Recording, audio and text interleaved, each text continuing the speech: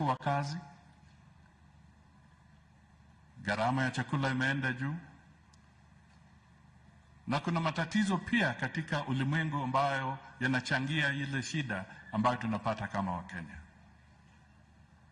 Ni wakati, kwa kimombo wanasema, let us close ranks, na tusonge mbele, tujenge taifa letu ili tuanze kupeana nafuu kwa wananchi wote pahali popote walipo katika taifa letu.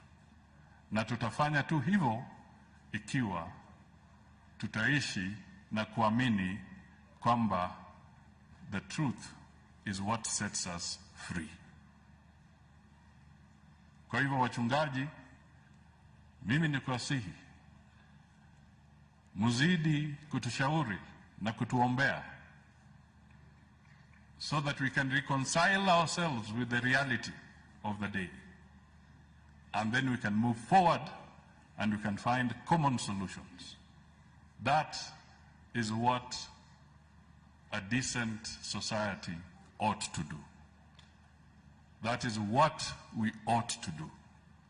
And that is what the leadership ought to do. We cannot all be in the same basket.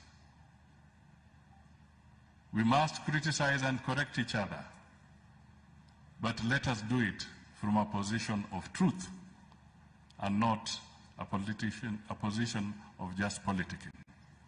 Hiyo ndio ombi letu, na mimi nasema hivyo tukizungumza kwa mazishi ya Mama Mukami kwamba let us be one people, let us be united, and let us speak the truth. Let us not take the people on a path that will not be constructive. And to get out of the economy of this country, it is going to be a challenge. Mimi nilisema na nitarudia kwamba kufufua uchumi wa Kenya sio vile tunatengeneza kahawa asubuhi.